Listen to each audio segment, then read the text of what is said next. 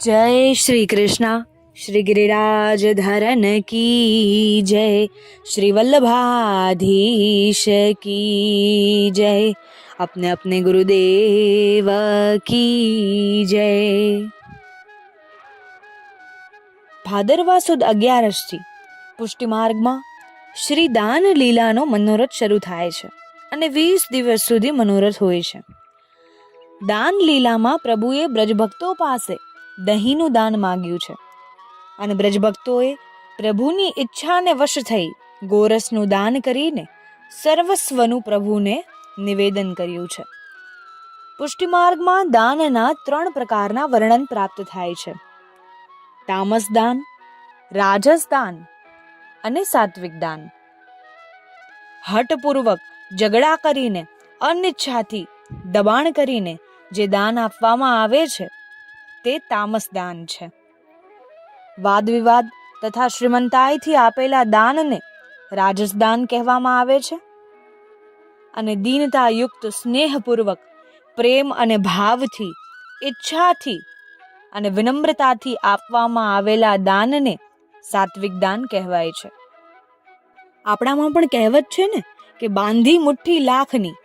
શ્રી હરિરાયજી પણ દાન લીલાના પદમાં સમજાવે છે કે પ્રીતિ હિય મેં રાખીએ પ્રગટ કીએ રસ જાય. શ્રી મહાપ્રભુજી પરોક્ષ પ્રિય છે એટલે આપ શ્રી આપણને પરોક્ષવાદથી જ સમજાવે છે. રાસલીલા કરતા વસંત અને દાન એ સંપૂર્ણ રસરૂપ લીલા છે. ઉપરાંત તેમાં ઉચ્છલિત રસ હોવાથી રસ છલકાઈ ન જાય, તેથી શ્રી મહાપ્રભુજીએ દાન લીલા પરોક્ષ રીતે સમજાવી છે. દાન લીલા એ રસમયી લીલા છે. પ્રભુ જાતે જ સામે ચાલીને માગીને જીવની સર્વે વસ્તુ પોતે સ્વ ઈચ્છાએ ઉપભોગ કરવા ઈચ્છે છે એમ શ્રી મહાપ્રભુજીએ આપણને સમજાવ્યું છે. જીવની રતિ પ્રીતિ ભગવત કાર્યમાં થાય અને તેવી પ્રીતિ હૃદયારૂઢ થાય તેમજ ભગવત સ્વરૂપમાં રતિ થાય, તે જ દાન લીલાનું તાત્પર્ય છે.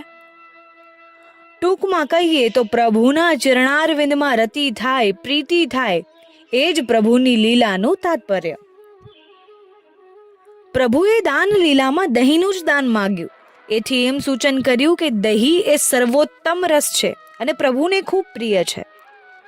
બીજા રસ જેવા કે દૂધ, ઘી વગેરે હોવા છતાં રસ ન માન્યા તેનું પણ કંઈ તાત્પર્ય છે. દહીંને આપણા શાસ્ત્રોમાં સુંદર રીતે વર્ણન કર્યું છે. વેદમાં ઇન્દ્રિયો અને બંનેની સરખામણી કરી છે. 11 ઇન્દ્રિયોને દહીંની સાથે સરખાવી છે. યશોદાજી પોતાના ઘરમાં દધી મંથન કરે છે, તેવી જ રીતે જીવે પોતાની ઇન્દ્રિયોનું પૂરતી રીતે મંથન કરવું જોઈએ. યશોદાજીને દહીં મથવાનું ફળ માખણ પ્રાપ્ત થાય છે, નવનીત મળે છે. આમ આપણને ઇન્દ્રિયોના મંથનથી ફળ રૂપે ભગવત ગુણગાન પ્રાપ્ત થાય છે, ભગવત પ્રેમ પ્રાપ્ત થાય છે.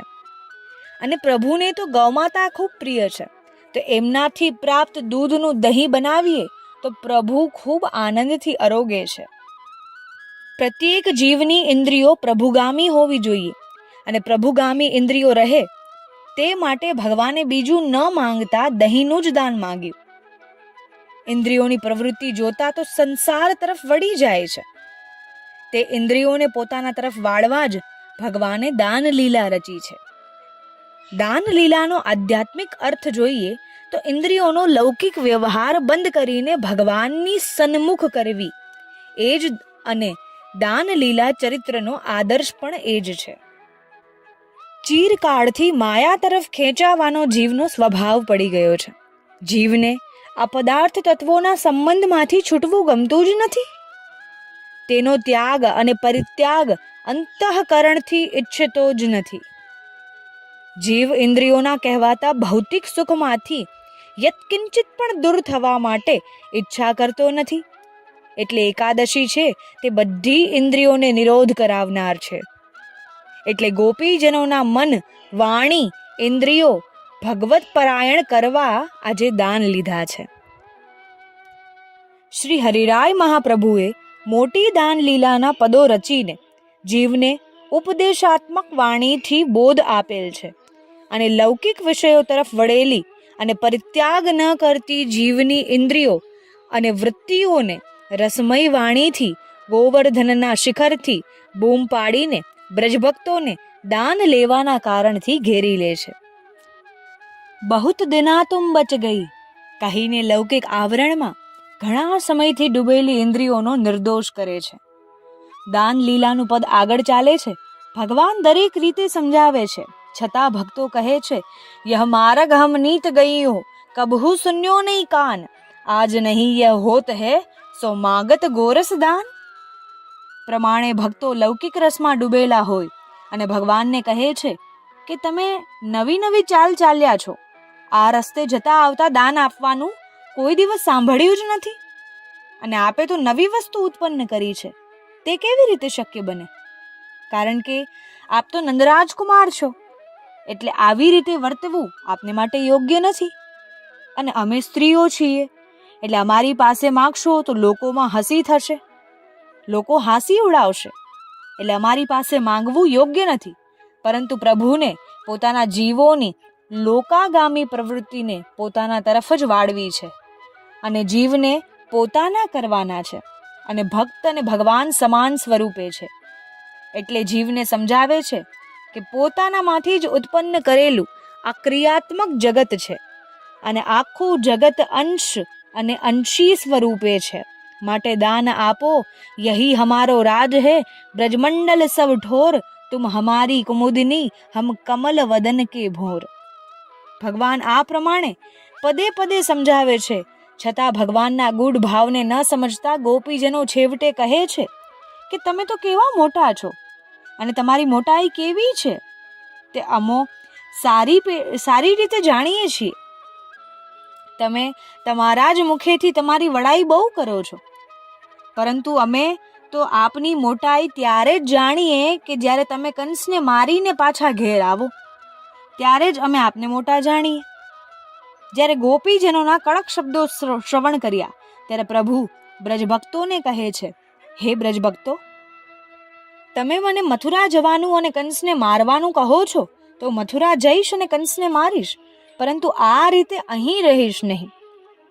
જ્યાં ભગવાનના આવા વચન શ્રવણ કર્યા ત્યાં જ ગોપીજનોના મન અંતઃકરણ સાથે ની સર્વે ઇન્દ્રિયો પ્રભુ તરફ વળી અને તરત જ વિનંતી કરી કે આપને કરવું હોય તે કરો, રંગરેલ કરો, પરંતુ આવું કંઈ બોલશો નહીં અને અમને છોડીને મથુરા જવાનો વિચાર કરશો તો અમે ખૂબ દુઃખી થશું, અમને ખૂબ પીડા થશે. ભગવાનની આ દાન લીલાથી જીવનો સર્વાત્તમ ભાવ સિદ્ધ થાય છે અને જીવની પ્રભુ તરફની પ્રીતિ અને પ્રેમ ભાવ વધે છે. ભગવાન ભક્તોના પ્રેમ ભાવને અંગીકાર કરે છે અને શ્રી હરિરાય મહાપ્રભુજી જીવ અંગ અને પ્રભુ અંગી બંને એક જ સ્વરૂપે છે તેવું સમજાવે છે. તો આ પ્રમાણે ન્યૂન અને મધ્યમ અધિકારીઓને ભૌતિક અને આધ્યાત્મિક રીતે દાન લીલા સમજાવી, જ્યારે ઉચ્ચ અધિકારીઓ આધિદૈવિક રસાત્મક દ્રષ્ટિથી આ લીલાના દર્શન કરે છે અને તેનો અર્થ પણ જુદો જ કરે છે. અને તે પ્રકારે શ્રી મહાપ્રભુજીની કૃપાથી જીવને ઊંચો અધિકાર પ્રાપ્ત થાય છે અને ત્યારે જ સમજી શકાય છે.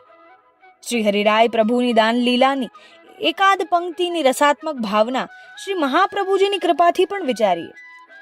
જ્યારે ગોપીજનો રસમસ્ત રહી ભગવાન શ્રી કૃષ્ણને મીઠો અને પ્રેમમય ઠપકો આપે છે કે હે પ્રભુ, આપના કુળમાં તો બધાય ગોરા અને રૂપાળા છે, તો તમે આવા શ્યામળા કેમ છો? ગોપીજનોના મર્મવેધક રસપ્રચુર શબ્દો સાંભળીને રસાત્મક પુરુષોત્તમ ભગવાન ગોપીજનોને જવાબ આપી રસરેલ વહેડાવે છે કે હે ગોપીજનો, આપે તમારા નયનરૂપી ડાબલીમાં કાજલ આંજેલું છે અને એ કાજલની કોઠડીમાં હું બિરાજી રહ્યો છું, એટલે મારું અંગ શ્યામલ બન્યું છે. ઉત્તર આપતા તો કોઈ શ્યામજીથી જ શીખે. મન મેરો તારન બસે હો ઓર અંજન કી રે. દાન લીલાની મહિમા એક રસનાથી શું કહી શકીએ? ફક્ત યત્કિંચિત ગુણગાન ગાવામાં સુખ પ્રાપ્ત થાય તો આપણે કૃતાર્થ થયા માનવાનું. દાન લીલાનો સ્વારસ્ય અધિકારી જ પ્રાપ્ત કરી શકે છે. જ્યાં સુધી અધિકાર પ્રાપ્ત ન થાય ત્યાં સુધી એ રસ પ્રાપ્ત કરી શકતો નથી. બાકી તો સમસ્ત જીવો માટે શ્રી કૃષ્ણની દાન લીલાનું શ્રવણ, કીર્તન અને મનન એ ઇન્દ્રિયોનો નિગ્રહ કરાવી પ્રભુ તરફ પ્રેમ ભાવ આસક્તિ દ્રઢ કરાવનારું અનમોલ ફળ છે. આ દિવસે પ્રભુએ દાન લેવાને બહાને ગોરસ અધરામૃતનું પાન કર્યું તથા કરાવ્યું. દાન એકાદશીના રાજમુકુટ કાંચનીનો શૃંગાર ધરાવાય છે. મુકુટ છે તે ઉદ્બોધક છે અને કાંચનીમાં ઘેર છે તે બધાને એકત્રિત કરે છે. અને શ્રી હસ્તમાં વેત્ર છે તે યષ્ટિકા, અને યષ્ટિકા તે બ્રહ્મા છે અને બ્રહ્માથી ઉત્પત્તિ છે. તેવી રીતે વેત્ર તો દાન લેવા માટે અનેક પ્રકારના જે તરંગ છે તેની ઉત્પત્તિ કરે છે. પ્રભુ સુધા સંબંધ વિના અંગીકાર ન કરે, તેથી ગૌઓમાં જે સુધાનું સ્થાપન છે તેનું દાન માંગીને ભક્તના અવયવ દ્વારા અનુભવ માટે દાન લીલા રચી છે. શ્રી ઠાકોરજીએ કરહેલામાં, દાનગઢમાં, ગહેવરવનમાં, દાનઘાટીમાં, કદમખંડીમાં, સુનહેરાની કદમખંડીમાં, સાંકરીખોરમાં દાન લીલાઓ કરી છે. દાન લીલા, માન લીલા, રાસલીલા આ બધી લીલાઓ કરવાનો મુખ્ય અને એક જ હેતુ તે દ્વારા જીવોની પોતાનામાં આસક્તિ કરાવવાનો છે. આપ જેવી લીલાઓ કરો છો કે જેને શ્રવણ કરવા માત્રથી જીવ ભગવત આસક્ત બને છે. મનરૂપી દોરાને ભગવાનમાં પરોવવો છે તો તેમાં લીલારૂપી સોયની આવશ્યકતા પડે છે. તેમ લીલાઓની ભાવના કરીને તનુજા વિત્તજા સેવા કરવામાં આવે તો ચિત્ત સહજ ભગવાનમાં આસક્ત થઈ જાય છે. પ્રભુ બાલ ભાવથી તેમજ કિશોર ભાવથી લીલાઓ કરે છે. શ્રી ગુસાઈજીએ સંસ્કૃતમાં દાન લીલા ગ્રંથ લખેલો છે. તેમાં દાન લીલાના મુખ્ય નાયિકા શ્રી ચંદ્રાવલીજીને કહેલા છે. સંપ્રદાયમાં શ્રી ચંદ્રાવલીજી દ્વિતીય સ્વામિનીજી તરીકે પ્રસિદ્ધ છે. દાન લીલાની શરૂઆત ભાદરવા સુદ એકાદશીથી થાય અને તે ભાદરવાની અમાસ પર્યંત ચાલે છે.